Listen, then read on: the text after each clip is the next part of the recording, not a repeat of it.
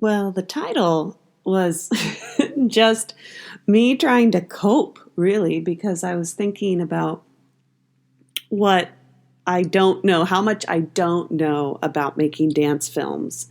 And I thought, what are we doing here, and how am I going to make any sense of it?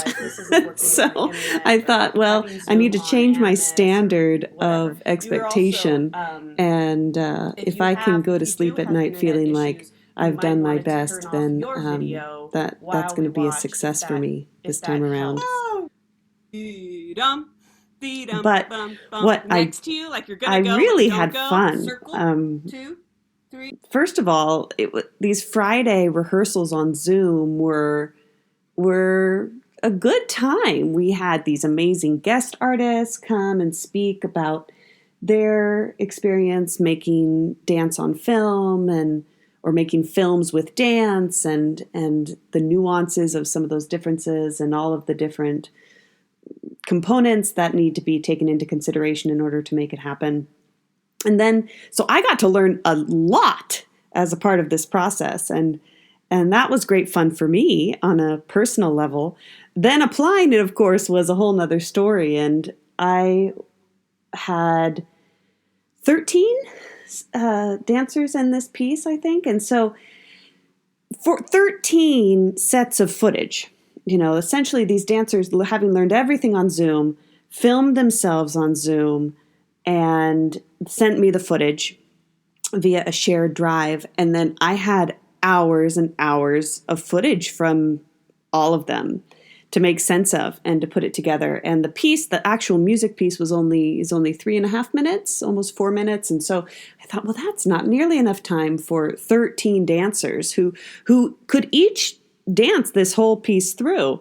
And so I decided to add the poem. But the poem came about actually during our first rehearsal.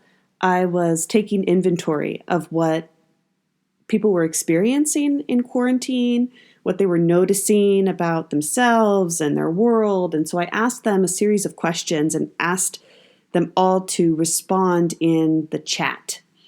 So, how do you feel when you wake up in the morning? That's when we got things like, that's rough, trash, groggy, tired. I don't know whose that was, but hysterical.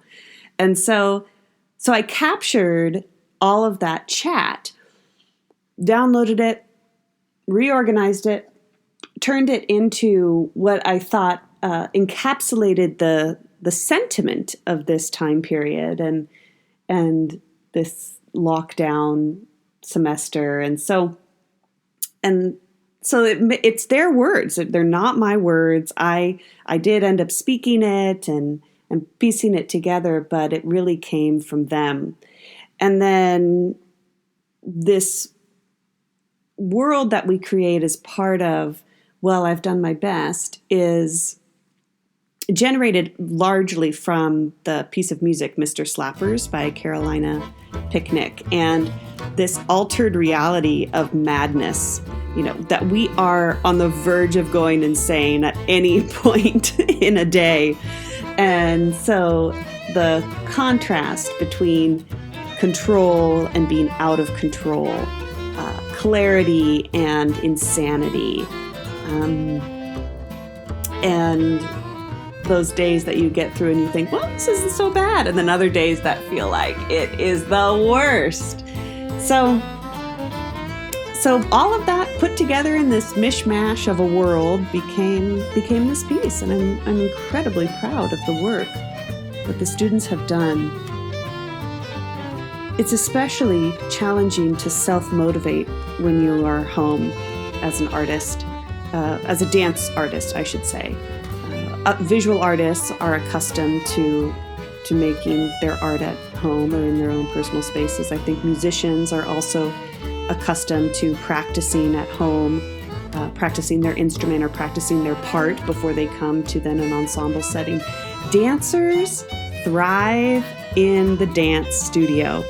So the psychological gymnastics that we had to go through to turn home spaces into performance spaces was tough, was tricky. And then you add on to it the feeling of, and as much as the dancers are dancing and we're staying in shape, it's not the same sort of shape that we were when we were in the studio. And so then you're filming yourself and you're wondering, oh my gosh, does this look good enough? And am I good enough? And I don't feel good enough. And so you have this whole layer of resistance to work through. So the fact that they filmed themselves and turned in the footage at all in a timely manner really is a huge success, because the odds right now are challenging. So the piece then came together, and I could have used brilliant excerpts from every student. I mean, it was the hardest part was the editing process, because so many students had so many brilliant moments, and I had to make decisions about what worked for the whole and as a whole piece. And so that's what we ended up with. And it has been quite the journey, quite the discovery process.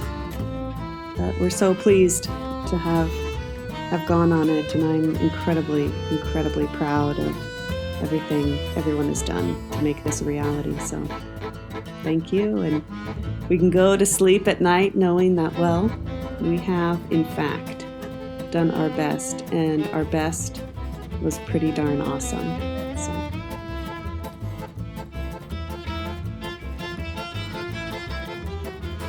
The rising, lowering, side to side, if you feel like, what the heck is that? That's the point. It should feel like you kind of don't know where you're going, and yet you're still moving.